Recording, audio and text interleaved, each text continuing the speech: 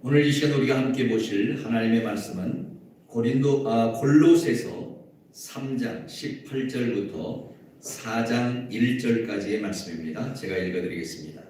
아내들아 남편에게 복종하라. 이는 주 안에서 마땅하니라. 남편들아 아내를 사랑하며 괴롭게 하지 말라. 자녀들아 모든 일에 부모에게 순종하라. 이는 주 안에서 기쁘게 하는 것이니라. 아비들아 너희 자녀를 노엽게 하지 말지니 낙심할까 함이라. 종들아 모든 일에 육신의 상전들에게 순종하되 사람을 기쁘게 하는 자와 같이 눈가림만 하지 말고 오직 주를 두려워하여 성실한 마음으로 하라. 무슨 일을 하든지 마음을 다하여 주께 하듯 하고 사람에게 하듯 하지 말라. 이는 기업의 상을 주께 받을 줄 아나니 너희는 주 그리스도를 섬기느니라. 불의를 행하는 자는 불의의 보응을 받으리니 주는 사람을 외모로 취하심이 없느니라. 상전들아 의와 공평을 종들에게 베풀지니 너희에게도 하늘에 상전이 계심을 알지어다. 아멘. 할렐루야. 예수 그리스도의 은혜와 평강이 있을지어다. 아멘.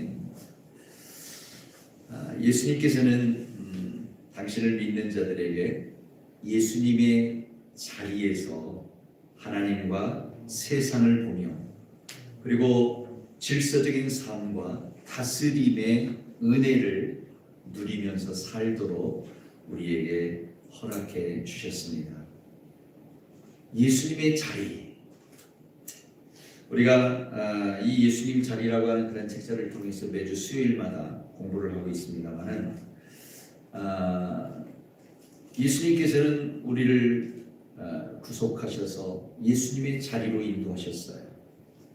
그리고 우리가 그 자리에서 세상을 보며 세상 속에서 세상을 다스려가는 그리고 질서를 이루어갈 수 있도록 그렇게 질서를 이루어가도록 하는 그런 삶을 살도록 인도해 주셨다는 사실이죠.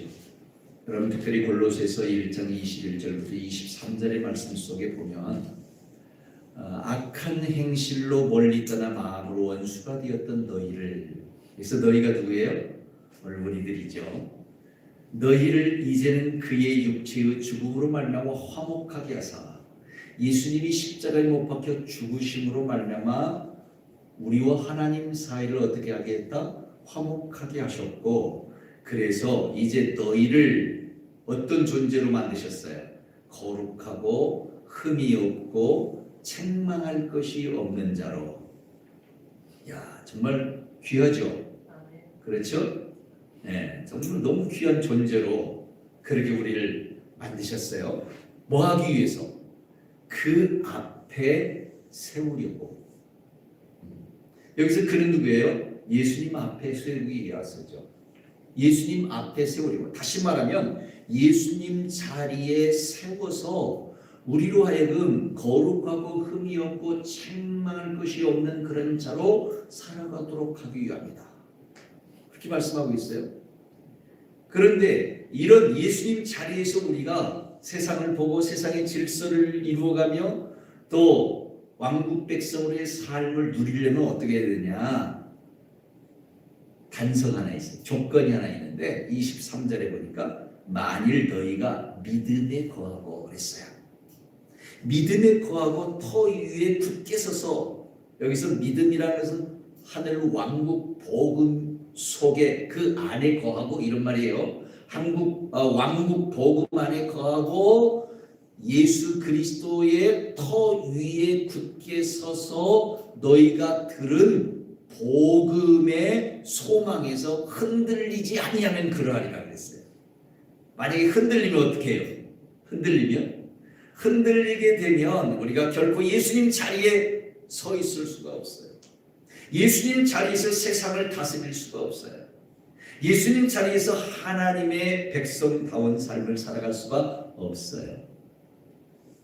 그러므로 오늘 우리들이 늘 믿음 안에 거해야 될 줄로 믿습니다. 아멘. 예수 그리스도의 터 위에 굳게 서는 자가 되어야 될 줄로 믿습니다. 우리가 들은 복음의 말씀의 소망을 붙들고 거기에서 흔들리지 않는 그런 삶을 이루어가는 하나님의 사람이 되어야 될 줄로 믿습니다. 할렐루야. 여러분, 태초에 하나님께서 사람을 하나님의 형상으로 지으셨지요. 그런데 우리를 하나님의 형상으로 지으신 목적이 뭘까요? 그것은 하나님의 창조 질서에 순종해서 하나님의 대리자로, 무엇으로요? 대리자로서, 하나님의 대리자로서 만물을 다스리도록 하시기 위함이었다는 사실을 여러분 아십니까? 하나님이 왜 우리를 하나님의 형상대로 지었어요? 오늘 우리로 하여금 하나님의 대리자가 되어서 세상 만물을 다스리도록. 그래서 우리가 우리의 형상대로 사람을 만들고 그랬잖아요. 네. 사람을 만들어서 뭐 하기 위하여? 결국 보니까 다스리도록 하기 위함이었다. 하나님이 지으신 모든 만물들을 다스리도록 하기 위해서 하나님께서 사람을 하나님의 형상대로 지으셨다라고 주님은 말씀하고 있지요. 하지만 사람은 어땠나요? 사람은 그런 하나님의 의도와 계획과는 전혀 다르게 하나님께 대한 불신과 불순종으로 말미암아서 하나님의 형상을 어떻게 했어요? 상실해버리고 말았지요. 그래서 오히려 만물들, 즉 자연과 환경에 의해서 지배를 받는, 다스리는 삶이 아니라 지배를 받는 바로 그런 상태로 전락해버리고 말았어요. 땅은 엉겅퀴를 내게 되었고요, 사람은 일을 해야만 먹는 그런 고통을 겪어야만 했어요.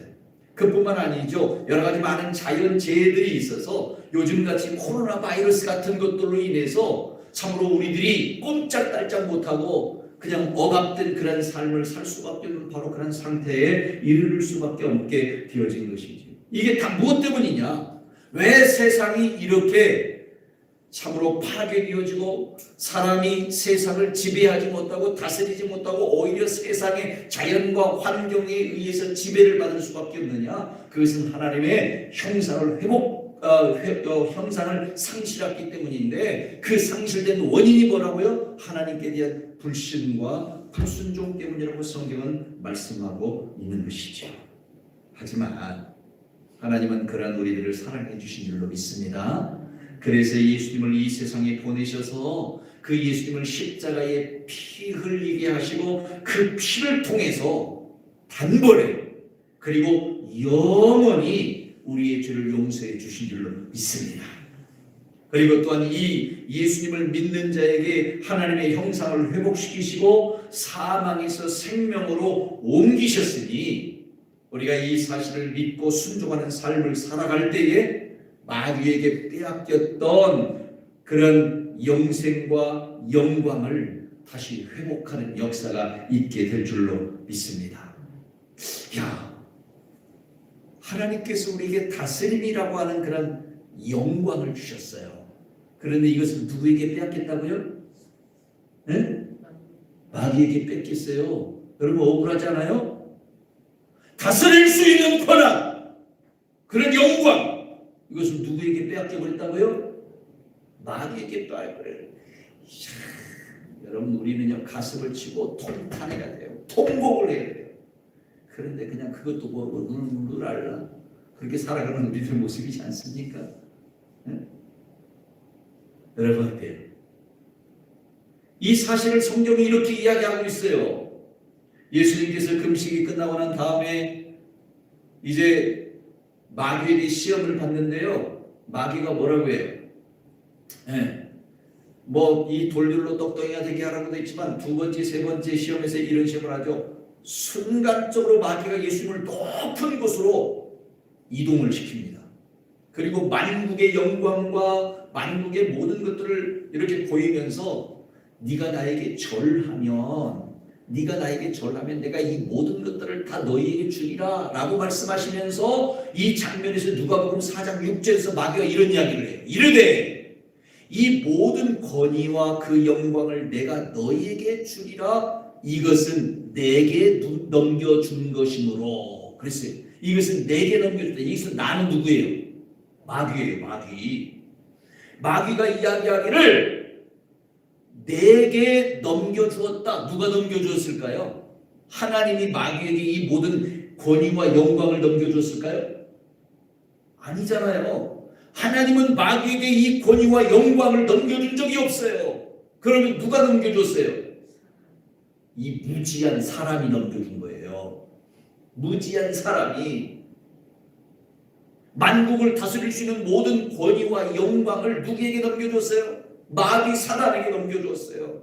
그래서 지금 이 마귀 사단은 공중의 권세 잡은 자에 대해서 만국의 영광과 모든 권위를 다스리는 그런 존재가 되어져 있다 이 말이에요. 그런데 마귀가 지금 예수님에게 하는 거예요. 말하는 거예요.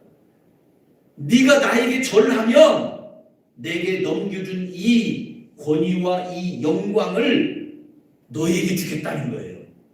예수님에게 주겠다는 거예요. 여기서 뭐라고 해요? 내게 넘겨준 것이므로 내가 원하는 자에게 주리라. 그러니까 원래 마귀는 이런 권위와 영광이 있었다 없었다? 없었어요.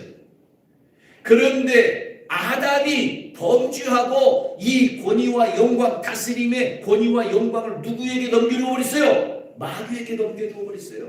그래서 이 마귀가 이제 범죄하고 난 이후로부터 마귀가 온 세상 만국을 다스리고 통치하는 그런 권위를 가지게 되었다 이 말이에요. 그런데 마귀가 이제 말하기를 누구든지 나에게 절하는 자에게 내가 이 만국 권위와 영광을 주겠다. 예수야, 너도 나에게 절하면 내가 이 권위와 영광을 너에게 주마. 지금 마귀가 이렇게 이야기하고 있는 거예요. 여러분, 우리가 여기서 심각하게 생각해야 될 것이 있어요. 세상 사람들도 잘 되잖아요. 그죠? 아니, 예수 믿는 사람들이 정말 부자도 되고 건강하고 막 잘 되었으면 좋겠는데 예수 믿는 사람들보다 누가 더 잘 돼? 세상 사람들이 더 잘 되잖아요. 여기서 그들이 왜 잘 되는지 우리가 알아야 돼요. 어떤 집에 가면 여러분 명태 이 실 같은 오색 실로 명태를 해가지고 그 명태를 아주 그 들어가는 입구에다 그 장사하는 집 가면은요 딱 매달아놓은 집이 있어요. 누구에게 지금 절하고 있어요? 마귀 사탄에게 절하고 있어요. 자동차를 사면 자동차 앞에다 돼지 대가리 앞에 놓고 막 상을 차려놓고 또 절하는 사람들이 있어요. 누구한테 지금 절하고 있는 거예요? 마귀 사탄에게 절하고 있는 거예요. 우리를 안전하게 지켜주세요. 마귀 사탄이여 나를 안전하게 지켜주세요. 그럼 마귀 사탄이 그에게 뭘 줘요? 네? 권위와 영광을 준다고 했어요. 마귀도 그러잖아요. 나에게 절하는 자에게 내가 그에게 주겠다. 내가 원하는 자에게 주겠다고 했으니까. 그러니 세상 사람들도요 잘 살 수 있어요. 뭘만 잘하면 귀신 잘 섬기고 마귀 잘 섬기면 사단 앞에 절하기만 하면 잘 될 수 있어요. 그러니까 무당 쫓아다니고 여러분 우상 섬기는 그런 사람들이 잘 되는 것에 대해서 배 아파할 필요가 전혀 있다 없다? 없어요. 전혀 없어요. 왜? 그들은 누구에게 복을 받고 있어요? 마귀 사탄에게 복을 받고 있어요. 하지만 오늘 여러분과 저는 하나님께 복 받는 자인 것을 믿으시기를 바랍니다. 할렐루야. 하나님께 복을 받을 때는 우리의 영이 살아나고 우리의 삶이 살아난다는 사실을 여러분 기억하십시오. 그리고 오늘 여러분 한 사람 한 사람이 하나님께로 복 받는 자가 되어지기를 주님의 이름으로 축원합니다. 주님께서는 이렇게 오늘 우리에게 복을 주시는데 어떤 복을 주셔요? 요한복음 5장 24절에 보니까 우리에게 영생의 복을 주신 것을 믿으시기 바랍니다. 우리가 더 이상 심판받지 아니하고 하늘 보좌에 예수님의 자리에서 세상을 다스릴 수 있는 자로 하나님이 축복하신다는 사실을 여러분 기억하실 수 있기를 바랍니다. 그렇습니다. 오늘 사랑하는 성도 여러분, 오늘 여러분과 저는 그런 놀라운 영적 복, 놀라운 우리의 혼의 복, 우리의 육신의 복까지 함께 받은 자이심을 여러분 믿으시기를 주님의 이름으로 축원합니다. 우리는 골로새서 이 말씀을 계속해서 나누면서 이제 우리가 그리스도 예수 안에서 새 사람이 되었다. 하늘 백성이 되었다. 하나님 왕국 백성으로서 왕국 백성다운 그런 삶을 살아야 된다. 이런 부분들에 대해서 계속 말씀을 통해서 나누었는데 오늘 우리가 읽은 이 본문의 말씀 속에 보면 이런 새 사람으로서의 새로운 삶을 살아가는 하나님의 백성들이 이루어야 될 가정은 어떠냐, 가정의 모습은 어떤 것이냐라고 이야기하고 있어요. 여기에 정말 혼자 생활하시는 그런 분들도 계시고 또 온전한 가정이 이루어지지 못한 분들이 계실 수도 있지만 여러분 그게 상관하지 않아요. 그게 상관이 없어요. 오늘 본문의 말씀은 가정 이야기를 하면서 무슨 이야기를 하고 있기 때문이에요? 하늘 왕국을 이야기하고 있기 때문에 그래요. 오늘 에베소 5장이나 골로새 4장에 보면 이 가정에 대한 말씀을 하고 있지만 사실 이 가정은 무엇에 대한 이야기예요? 교회에 대한 이야기고 하나님의 왕국에 대한 이야기라는 사실이에요. 특별히 우리는 이 본문의 말씀을 통해서 이 시간 가정 질서가 어떻게 이루어져야 되는가 하는 것들에 대해서 좀 다시 한번 깨닫고 이런 가정의 질서를 통해서 하나님 왕국 질서는 어떻게 해야 되는가, 나와 하나님과의 관계는 어떤 관계로 이루어져야 되는가라고 하는 그런 사실을 깨달으면서 우리가 왕국 백성으로서의 아름다운 삶을 살아갈 수 있는 그런 우리 자신들, 또 우리의 가정, 우리 교회, 우리 모두의 삶이 되어지기를 주님의 이름으로 축원합니다. 자, 첫 번째로 오늘 본문의 말씀에 보니까 무슨 관계가 나와요? 부부관계에 대해서 이야기를 하고 있어요. 그래서 이 부부관계를 통해서 본 왕국의 질서는 어떤 것이냐라고 하는 사실을 우리가 깨달을 필요가 있는데요. 18절 19절 말씀에 보니까 아내들아 남편에게 복종하라. 이는 주 안에서 마땅하니라. 남편들아 아내를 사랑하며 괴롭게 하지 말라라고 말씀하고 있어요. 사랑하는 성도 여러분, 여기서 아내들아 남편에게 복종하라, 이것이 주 안에서 마땅하니라 라고 말씀하고 있는데 이 부분들을 영어 성경으로 표현하면 이렇게 이야기하고 있어요. Wives, submit yourselves unto your own husband. 여러분 여기서 주목해야 될 단어가 있는데요. 너 자신의 남편, 너 자신의 your own husband, 네 자신의 남편이에요. 여기서 이 네 자신의 남편이라고 하는 말은 아내와 남편은 한 몸이다 이 말이에요. 응? 각각의 몸을 이루고 있을지라도 네 자신이에요. 남편은 너의 자신이고 아내는 너의 자신이다. 할렐루야. 네 자신이야. 여기 주목할 필요가 있어요. 아내와 남편은 하나예요. 그러면 아버지와 아들은 하나일까요? 아니에요. 아니에요. 가정에서 하나 된 존재가 있어요. 누구예요? 아내와 남편이 하나예요. 두 번째로 주목해야 될 단어가 있는데 yourselves예요. yourselves. 너 스스로 submit, 복종하라는 거예요. 우리 개역 성경에는 그냥 아내들아 남편에게 복종하라 이렇게 단순하게 이루어져 있지만 영어 성경을 보면 네 자신인 남편에게 너 스스로 복종하라 아내들이여, 이런 말이에요. 사랑하는 성도 여러분, 부부는 하나입니다. 하나인데 오늘 본문의 말씀에서 아내는 남편에게 스스로 복종하는 자가 되어야 된다고 말씀하고 있어요. 여기서 이 복종이라고 하는 단어는 휘포타소라고 하는 말이에요. 이 휘포타소라는 말은 무슨 말이냐면 복종하다, 멋멋의 아래에 두다, 이런 의미가 있어요. 이게 기본적인 의미라고 한다면 여러분 오늘 본문의 말씀에서 복종하라 이 말씀은 어떤 표현이냐면 영어의 그 문법상으로 보면 동사 명령형이고요. 현재 수동태예요. 수동태. 그래서 이것을 번역하려면 어떻게 번역하냐면 복종하게 하라 이래야 돼요. 복종하게 하라. 다시 말하면 아내들아 너 스스로 남편에게, 너의 남편, 너의 몸된 남편에게 복종하게 하라. 네 몸을, 너 자신을 복종하게 하라. 너 자신을 복종하게 하라 이런 말이에요. 복종하게 하라. 여러분 오늘날 남녀 평등 사회잖아요. 그래서 아내와 남편이 어때요? 서로 자기를 주장하는데 아주 그냥 막 힘을 기울이잖아요.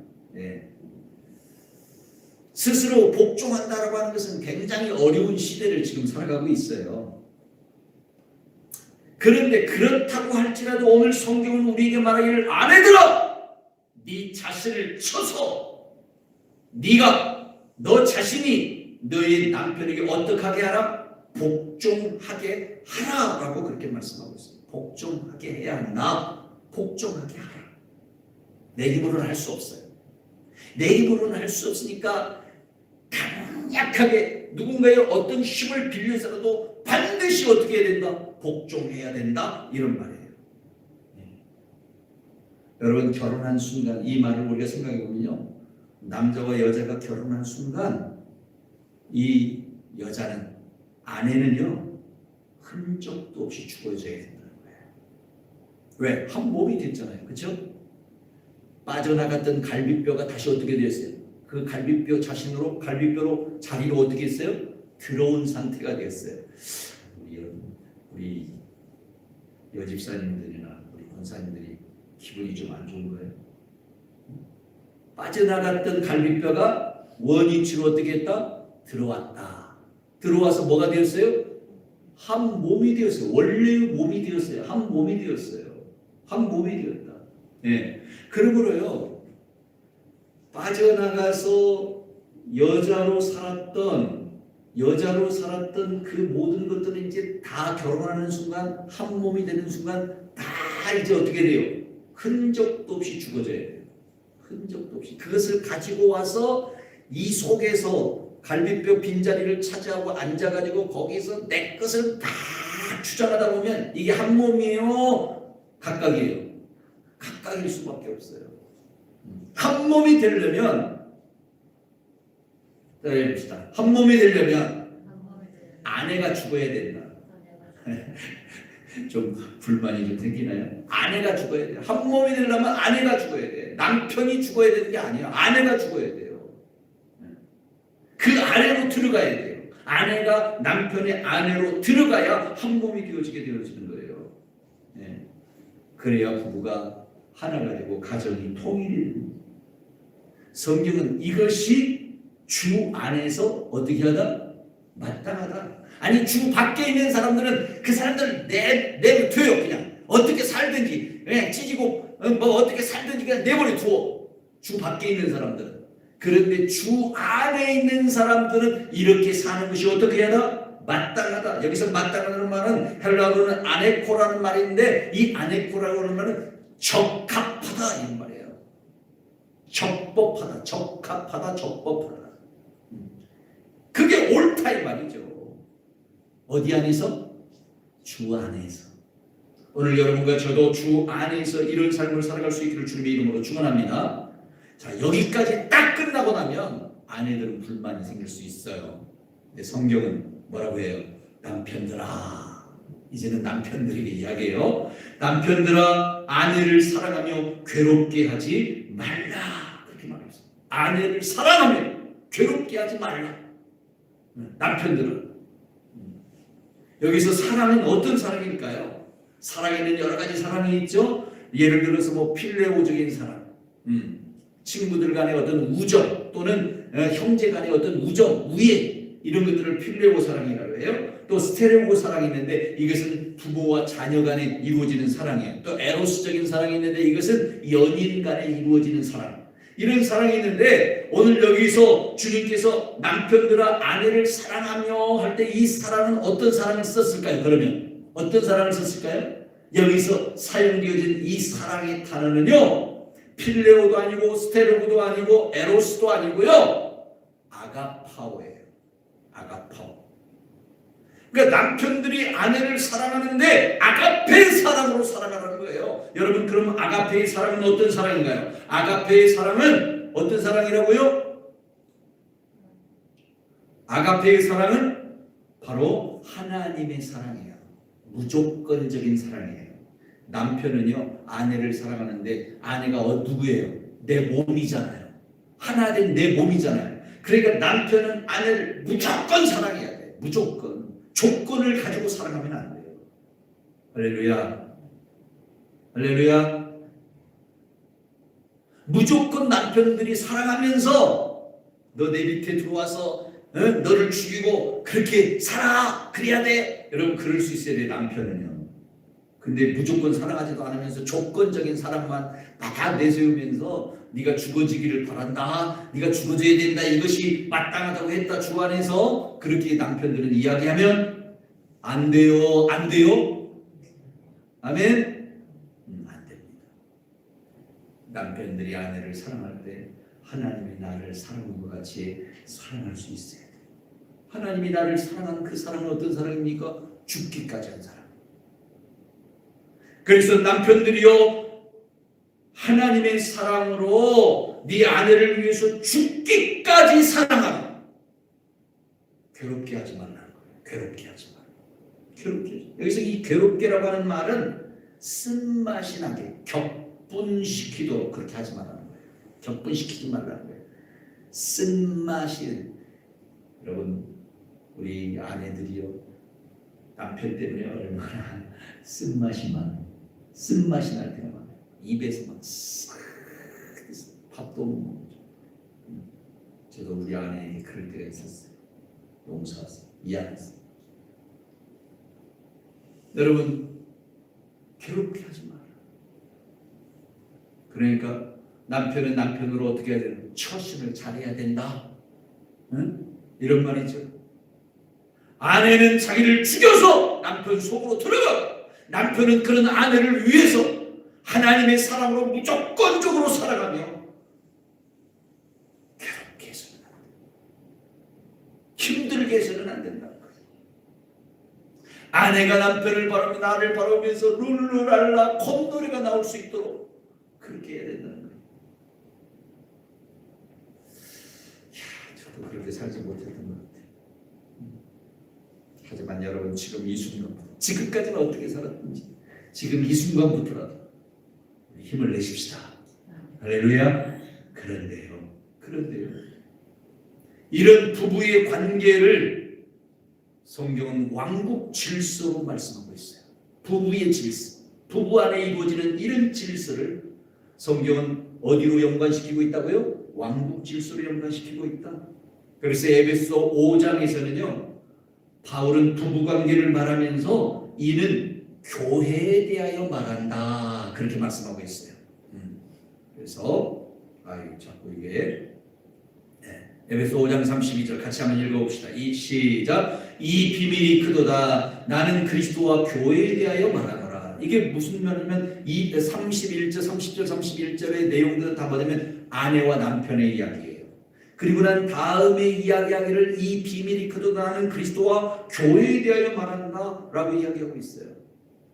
그러니까 우리는 부부의 질서를 통해서 뭘 봐야 된다? 하나님과 나의 관계, 그것들을 바라볼 수 있어야 된다는 거예요. 예수님과 나와의 관계가 어떠해야 되는 것을 알 수 있어야 된다는 거죠. 우리는 하나님 왕국 질서로서 신랑이신 그리스도와 또 그분의 신부인 교회 및 오늘 우리 자신들과의 관계를 통해서 하나님 왕국 질서를 깨닫고 영적 삶에서도 왕국 질서에 합당한 그런 삶을 살아야 된다는 거예요. 다시 말하면 오늘 우리가 예수님을 믿는 순간 나는 주님의 뭐가 되었어요? 신부가 되었으니 아내가 남편을 만나는 순간 자기를 죽여야 되듯이 오늘 우리도 예수님을 위해서 내 자신을 어떻게 해야 된다? 죽여야 된다. 여러분 죽였어요? 응? 예수님을 믿으면서 예수님 안에서 여러분 자신을 지금 죽여야 돼.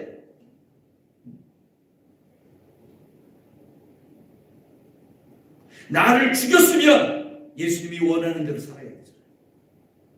내가 주님 밑으로 주님의 수하로 들어갔으면 주님의 지시를 받으면서 살아야 되잖아요. 그런데 여러분의 생각과 여러분의 뜻, 여러분의 욕심껏 살아가고 있는 바로 그런 모습은 아닌가요? 아내가 남편을 만나면 남편 수하에 들어가야 되듯이 우리가 예수님, 신랑 되신 예수님을 만났으니 예수님 밑으로 들어가서 나 자신은 철저히 어떻게 해야 된다? 죽여줘야 된다 이 말이에요. 죽여줘야 된다. 성경이 말하는 아내들아 남편에게 복종하라고 했듯이 오늘 우리도 우리 스스로 yourselves 우리 스스로 myself 내 스스로 주님 앞으로 죽어져서 들어가야 돼. 복종해야 된다는 거죠. 복종. 바울은 그래서 갈라디아서 2장 20절에서 내가 그리스도와 함께 십자가에 못 박힌다. 내가 죽어서 주님 밑으로 들어간다. 주님 속으로 들어간다. 그런즉 이제는 내가 산 것이 아니고 오직 내 안에 그리스도께서 사신 것이다라고 고백하고 있어요.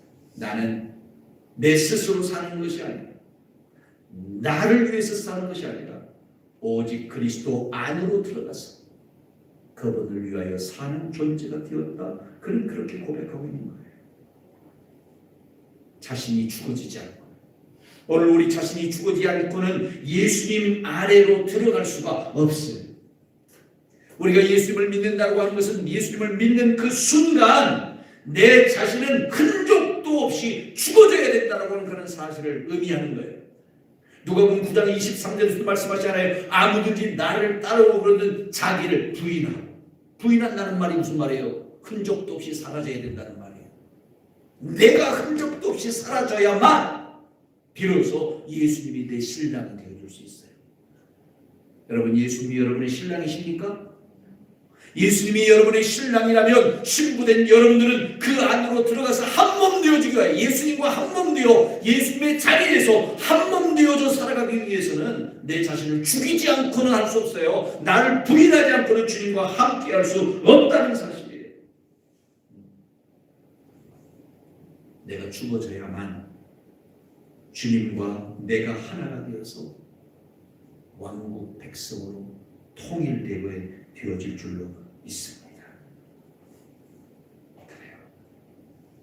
신랑 되신 예수님께서는 오늘 우리를 위해서 아가페, 무조건적인 사랑을 이미 허락해 주셨어요.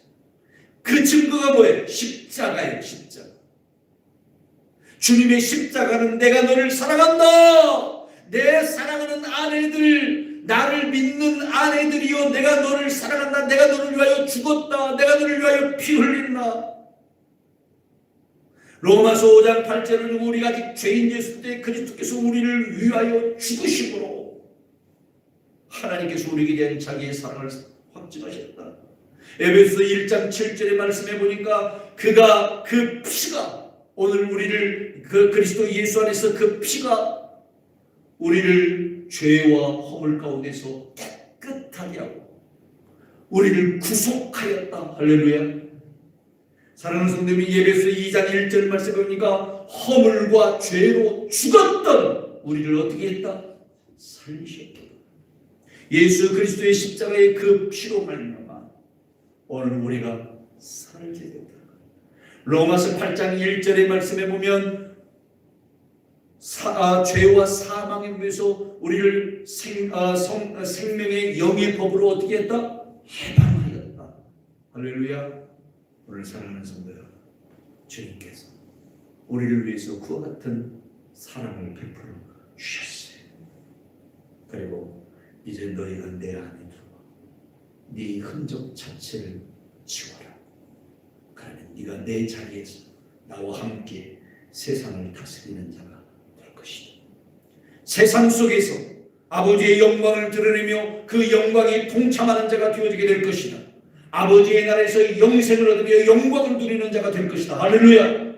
오늘 여러분 모두가 그런 하나님의 사람들이 되어지기를 주님의 이름으로 축원합니다.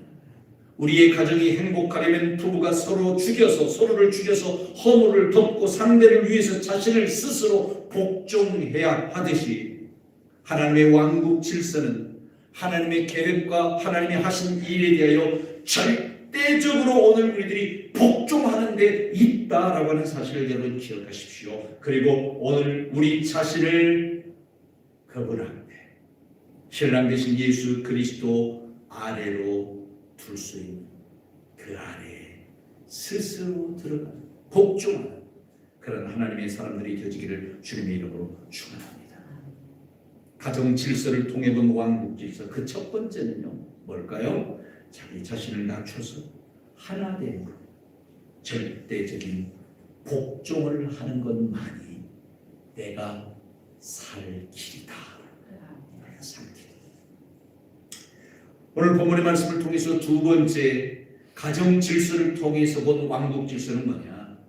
부모와 자녀 관계를 통해서 본 왕국 질서를 우리가 깨달을 수 있게 되죠. 여러분 20절과 21절의 말씀에 보면 자녀들아 그랬어요. 자녀들아.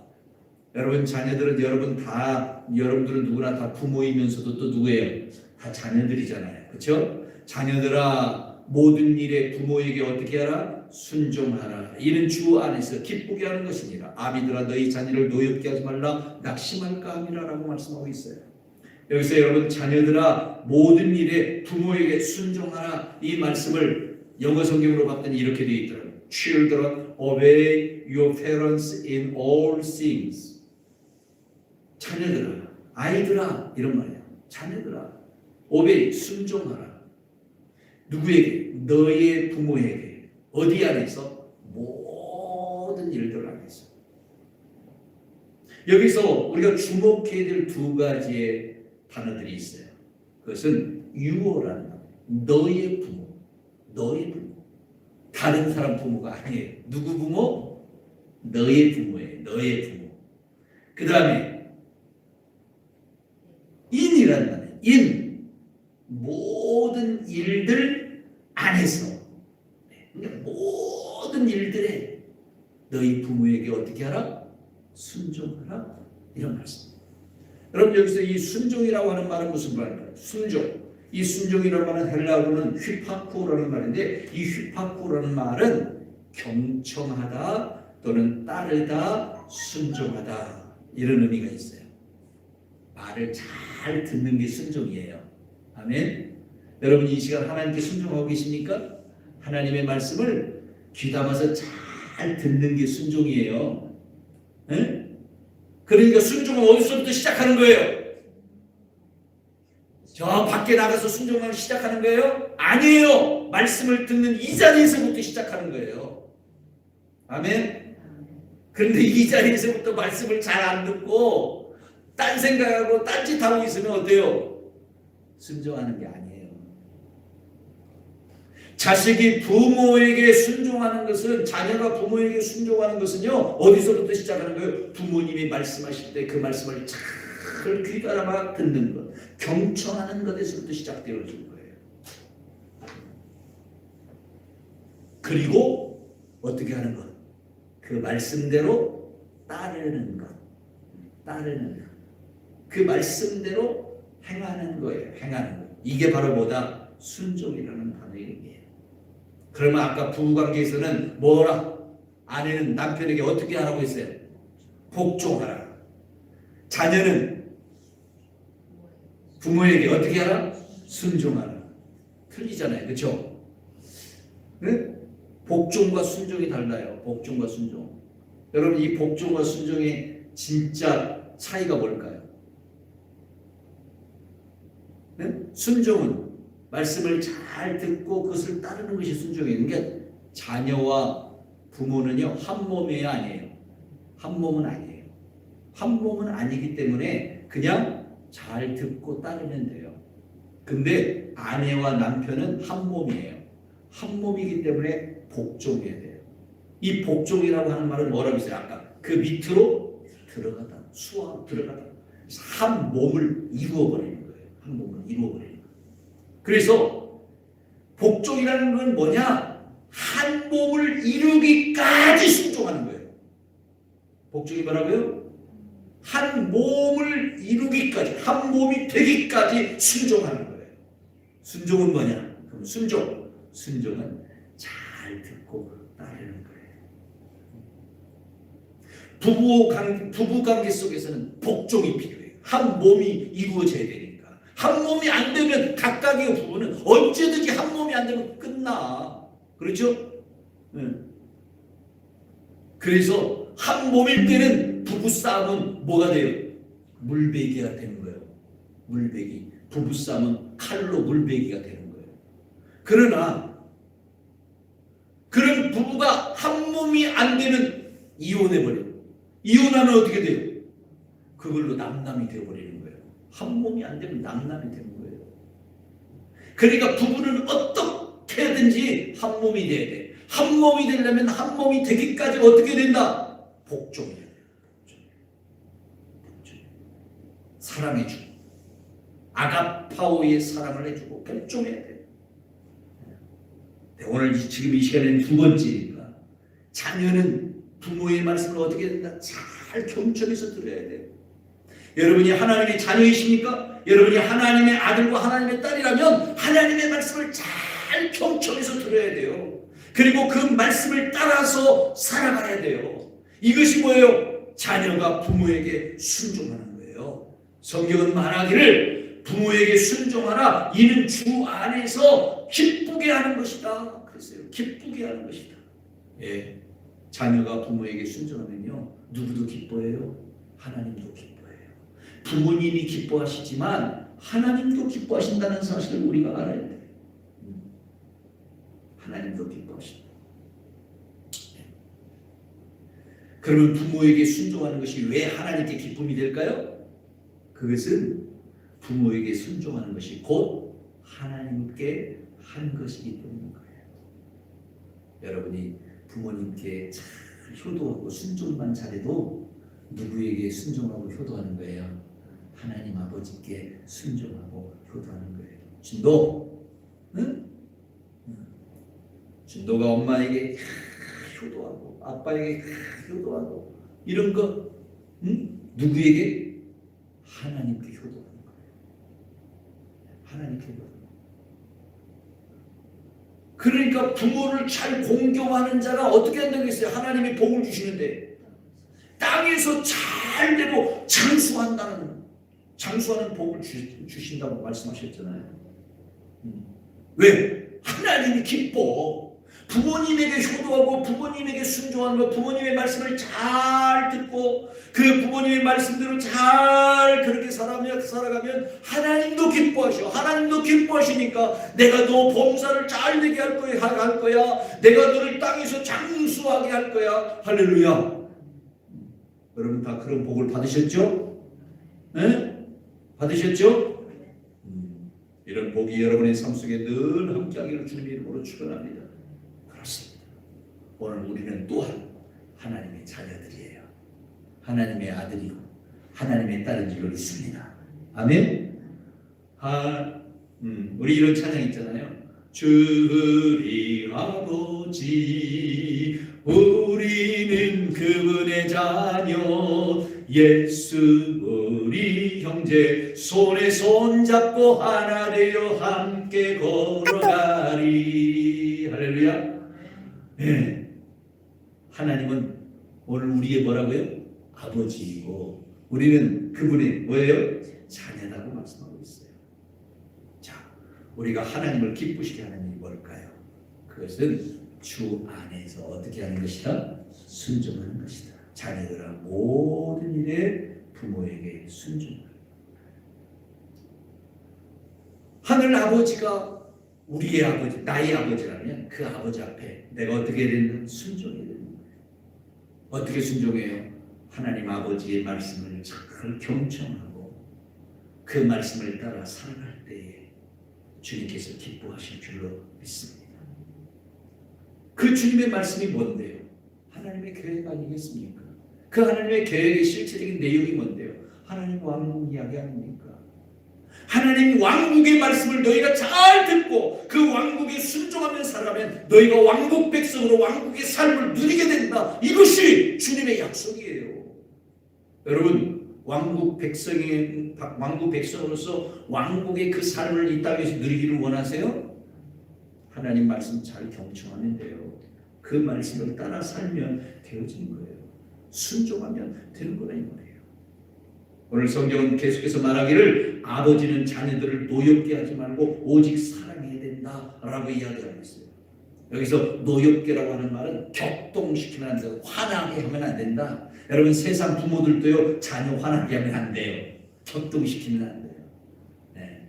근데 우리가 살다 보니까 힘들게 살다 보니까 자녀들 화나게 할 때가 얼마나 많은지 몰라요. 저도 그럴 때가 많았어요.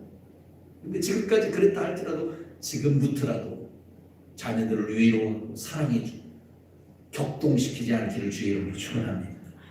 주님이 그렇게 하라고 했으니까요. 부모는 자기가 하는 일 때문에 또 자기의 말로 자기의 행동으로 자녀들을 격동시키고 화나게 할 때가 많잖아요. 그렇죠? 여러분 우리들 좀 회개하십시오. 그런데 하나님 아버지는요 우리를 화나게 하시는 분일까요? 그렇죠. 하나님 아버지는 우리가 어떤 잘못을 해도 무슨 상태 속에 있다 할지라도요 사랑으로 오래 참아주시는 분이세요. 오래 우리를 감싸주시고요 우리의 허물과 우리의 죄악된 것도 다 풀어주시는 분이에요. 할렐루야. 우리가 이런 하나님 아버지의 사랑을 받았다는 것이 얼마나 감사한 일인지 여러분 감사해요? 아멘. 감사합시다. 아멘. 아멘. 아멘. 그래요. 그런데 좋은 부모는요 자녀들의 잘잘못을 구분할 줄 알아야 돼요. 그래서 자녀들을 바른 길로 또 인도할 수도 있어요. 요즘에 TV에 어떤 프로에 보면 오암계 박사가 나와서 자녀들은 무조건 칭찬하면 된다. 무조건 칭찬하면 된다는데 다 칭찬하면 될까요? 무조건 책망해서도 안 되지만 무조건 칭찬만 해서도 안 돼요.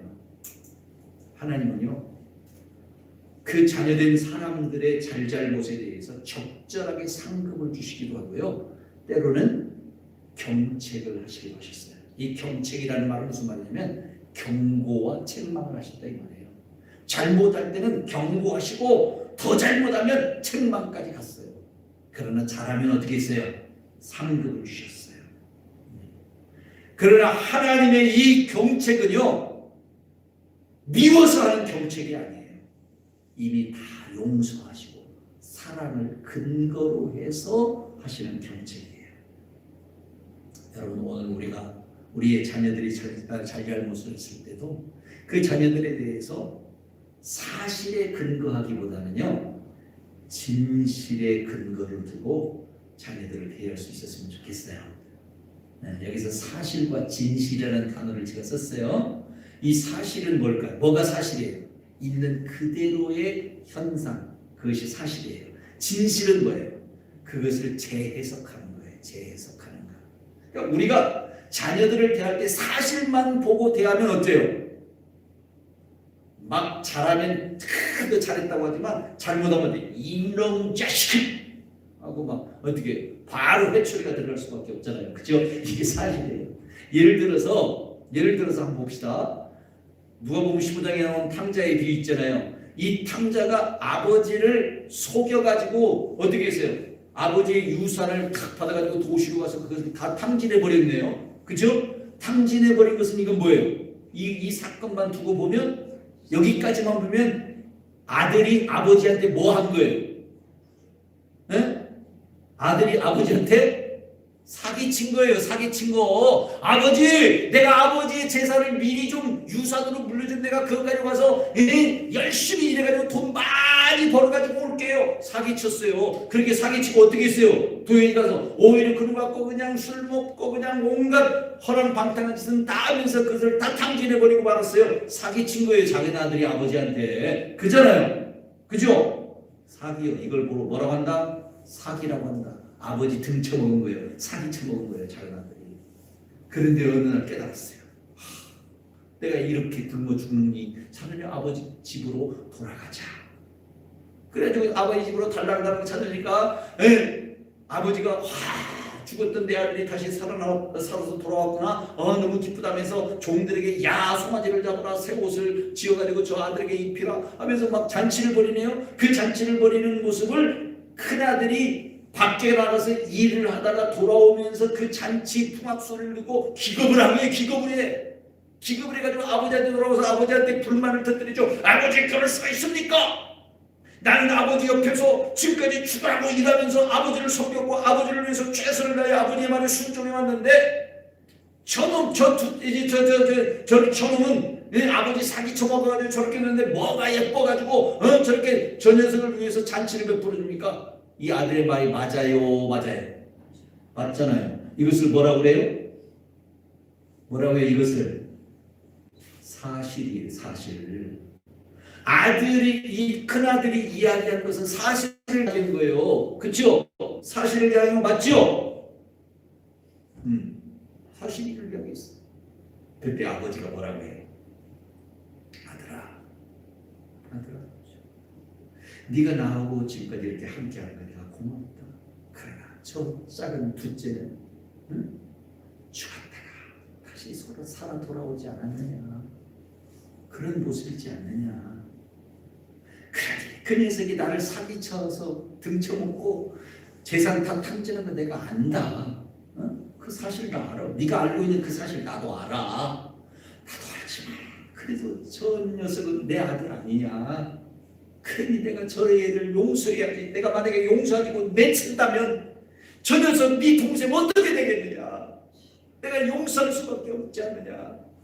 내가 저 둘째도 사랑할 수밖에 없지 않느냐. 이게 뭐예요? 아버지의 진실이에요. 아버지의 진실. 우리는요, 어떤 일들을 대할 때 팩트, 사실만 가지고 이야기하는 것을 좋아해요. 그러나 하나님은요, 사실을 가지고 이야기하는 게 아니고 진실을 가지고 이야기해요. 주님은 우리에게 진실로 대하셔요. 사실적인 것으로 대하는 분이 아니라 진실함으로 대하신다. 따라합시다. 주님은 나를 대하실 때 진실함을 가지고 대하신다. 용서와 사랑의 마음을 가지고 대하셔요. 여러분, 부모는 자녀들이 그렇게 해요. 내가 그러지 못했어. 사실만 가지고 이야기했어. 오늘 여러분 어떠신가요? 오늘 우리가 사실만 가지고 자녀를 대하는 부모가 아니라 진실한 용서와 사랑을 통해서 자녀들을 바라볼 수 있는 그런 부모가 되어지기를 원합니다. 하나님이 오늘 하나님과 우리 사이에 왕국 질서를 세워가는데 하나님은 그렇게 하셨어요. 그렇게 하셨으니 오늘 우리도 그런 삶을 살아갈 수 있는 그런 부모가 됩시다. 아울러서 왕국 질서를 세워가는 데 있어서 오늘 우리가 세상 속에서 하나님의 용서, 하나님의 사랑을 가지고 세상을 바라볼 줄 아는 그런 하나님의 사람들이 되어지기를 주님의 이름으로 축원합니다. 축원합니다. 그렇습니다. 오늘 우리가 그런 삶이세요. 진실. 하나님 왕국 질서는 자녀된 우리가 하나님의 말씀을 잘 경청하게 순종함으로 완성되므로 우리가 주의 말씀을 들을 어떻게 해야 돼요? 잘 경청하고 그 말씀을 따르는 자들이 돼요. 아버지가 우리에게 그랬듯이 오늘 우리들도 목사가 성도들을 위해 여러분, 우리 안수 집사님이 성도들을 대해야 돼요. 우리 권사님들이 다른 성도들을 대해야 돼요. 성도들이 서로 간에 진실함을 가지고 진실, 용서와 사랑의 마음을 가지고 하나 되어질 수 있는 이것이 교회 안에서 이루어지는 왕국 질서예요. 이것이 부모가 자녀와의 관계가 이렇게 될 때 이것이 가정에서 이루어지는 왕국 질서예요. 이것이 하나님 왕국에서 이루어지는 왕국 질서인 것을 믿으시기를 주님의 이름으로 축원합니다. 마지막 세 번째로 시간이 많이 흘러서 빨리 하겠습니다. 주인과 종의 관계를 통해 본 왕국 질서가 있는데요. 22절 말씀을 보니까 종들아 모든 일에 육신의 상전들에게 순종하되 그랬어요. 사람을 기쁘게 하는 자와 같이 눈가림만 하지 말고 오직 주를 두려워하여 성실한 마음으로 하라 그랬어요. 여러분, 오늘날에는 이 상전과 종이 존재해요, 안 해요? 안 하잖아요. 그래서 이 종은 노예를 의미하거든요. 근데 이 성경이 쓰여지던 이 시대 당시에는요, 이게 가정의 한 구성원이에요. 네, 상전과 종도 가정의 구성원이었다. 구성원. 가정을 이루는 한 일원이었어요. 그런데 여기에서 종이 취해야 될 자세에 대해서 이야기해요. 바로 육신의 상전들에게 어떻게 하라? 순종해라. 그러니까 종들도 그 상전 주인의 말을 귀담아 듣고 경청해서 날마다 듣고 그 말대로 어떻게 해야 된다? 행해야 된다. 이런 말이에요. 자, 이런 말인데 여기서 특별히 이 종이 순종하는 종이 가져야 될 자세에 대해서 몇 가지를 이야기해요. 22절에서 자, 첫 번째로는 뭐예요? 눈가림만 해서는 안 된다. 여러분과 저도 주종관계가 되어 있어야 안 되어 있어요? 되어 있어요. 그죠? 하나님 왕국의 주종관계는 뭐예요? 하나님이 나의 뭐예요? 주인이시고 나는 그분의 뭐예요? 종이에요. 예수님이 나의 뭐예요? 주인이시고 나는 그분의 뭐예요? 종이에요. 할렐루야. 여러분 인정하시나요? 그렇다고 한다면 오늘 이 순종하는 종이, 우리가 순종하는 종이 되어야 되고 순종하는 종으로 살려면 어떻게 해야 되느냐? 눈가림만 해서는 안 된다는 거예요. 성경 보면 그대로. 예? 눈가림만 하지 말고. 이 눈가림이라는 건 뭐예요? 제가 사전을 찾아보니까 눈 앞에서 일하는 거예요. 눈 앞에서만 일하는 거예요. 그러니까 주인의 눈을 딱 벗어났다 하면 어째? 어먼 짓 해. 예, 어먼 짓 해. 예. 어먼 짓 하지 않게 도와주소서. 어먼 짓을 해요. 예. 눈가림. 근데 이런 어먼 짓 하지 말란 말이에요. 눈가림만 하지 말라는 말이에요. 두 번째는 어떻게 하는 거예요? 주인을 두려운 마음으로 대해야 돼. 두려운 마음. 이 두려워하다는 말은 무슨 말이냐면 경외하다, 공경하다. 그러니까 주인을 바라볼 때 공경하는 마음, 경외하는 마음, 두려워하는 마음으로 대해야 된다. 세 번째로는 성실한 마음으로 해야 된다. 이 성실한 마음은 어떤 마음이야? 진실된 마음, 최선을 다하는 마음으로 주인을 대해야 돼. 이게 종의 자세예요. 네. 마지막으로 23절을 보면 무슨 일을 하든지 종은 무슨 일을 하든지 누구에게 하든지 주께 하듯 하나님께 하듯 해야 된다 이 말이에요. 이게 순종하는 종의 자세예요. 자, 한번 생각해 봅시다. 여러분과 저에게 한번 대비해 봅시다. 여러분, 하나님이 나의 뭐예요? 주인 맞습니까? 여러분은 하나님의 뭐예요? 종 맞습니까? 그러면 나는 지금 순종하는 종인가 불순종하는 종인가? 순종하는 종의 자세를 가지고 있는가 그렇지 않는가? 여러분 한번 대비해 보세요. 눈가림만 하고 있지는 않나요? 하나님 앞에서 어때요 여러분? 눈가림만 해? 예배 시간에만 하나님하고 하나님을 잘하는 것처럼 그렇게 하고 그 외에는 마치 하나님이 안 보는 것 같아가지고 응? 예배 시간에만 하나님이 나를 보고 계시고 예배 시간이 아니면 하나님 나를 안 보시는 것 같아가지고 아무렇게나 내가 살아도 된다. 여러분 그렇게 대하고 있지는 않나요? 하나님께 대한 두려운 마음이 있나요? 공경하고 경외하는 그런 마음이 있나요? 여러분 하나님께 대해서 최선을 다하고 있고 정말 진실한 그런 모습으로 하나님 앞에서 일하고 계시는가요? 무슨 일을 하든지 Lord 나의 주, My Lord 나의 주라고 고백하는 그렇게 하고 계시는가요?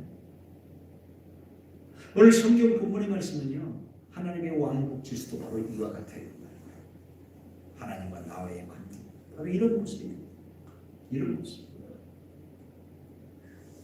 오늘 우리들이 한순간을 살아가도 사람에게 보여주기 위한 그런 신앙생활이 아니라 하나님 앞에서 하나님을 경외함으로 두려워하며 하나님 왕국의 일에 최선을 다하여 진실함으로 순종하는 자가 되어야 된다. 이런 자에게 주님께서 뭘 주신다고 했어요? 왕국의 기업을 주신다고 했어요. 왕국 기업을 주신다. 24절에 보니까 이는 기업의 상을 주께 받을 줄 아나니 너희는 주 그리스도를 섬기느니라. 하나님이 뭘 주신다고요? 그런 종에게 상을 주신다. 기업을 이룰 수 있는 상을 주신다는 거예요. 오늘 본문의 말씀이 22절에 보니까 또 뭡니까 4장 1절 한번 보니까 이제 상전들에게 이야기했어요. 상전들아 의와 공평을 종들에게 베풀지니. 그랬어요. 여기서 상전은 누구예요? 우리의 상전 하나님이세요. 그러면 하나님은 우리에게 의와 공평으로 그렇게 우리에게 베풀어 주셨나요? 베풀어 주셨어요? 만약에 하나님께서 의와 공평함으로 우리에게 베풀어 주지 않았다면 종된 우리도 하나님 앞에 그렇게 순종할 필요가 있어요? 없어요? 없어요. 그런데 성경에 보니까 하나님은 의와 공평으로 우리를 대하여 주신 줄로 믿습니다. 네. 골로새 4장 1절 보니까 상전들아 의와 공평을 종들에게 베풀지 이렇게 말씀하시고 시편 98편 9절에 보니까 그가 땅을 심판으로 임하실 것이로다. 그가 의로 세계를 판단하시며 공평으로 그의 백성을 심판하십니다. 하나님의 심판은 공평한 심판이라는 거예요. 잘한 자는 잘한 만큼 5달란트를 받은 자는 5달란트를 더 주시고 2달란트를 받은 자는 2달란트만큼의 일을 한 사람은 2달란트만큼의 그런 일감을 더해 주신다는 거예요. 하나님은 늘 의로우세요. 우리를 대하실 때도 의로우시고 우리를 대하실 때 어떻게 하시다? 공평하시다. 그런 하나님의 의와 공평은요, 왕국의 질서 속에서도 동일하게 이루어지고 있어요. 왕국의 질서 속에서 그 관계가 주님의 신부가 되었든 자녀가 되었든 종이 되었든 하나님께서는 묻지도 따지지도 않고 누구에게나 동일하게 역사하신다는 사실을 여러분 기억하십시오. 그러므로 오늘 내가 하나님과의 관계 속에서 왕국의 질서를 이루어가기 위해서는 하나님 앞에 내 자신을 보여주거나 또는 세상 사람들에게 목사님에게 보여주기 위한 그런 신앙생활이 아니라 하나님을 두려워하며 하나님을 경외함으로 최선을 다해서 진실함으로 순종할 수 있는 저와 여러분이 되어지기를 주님의 이름으로 축원합니다. 아브라함이 그런 삶을 살았습니다.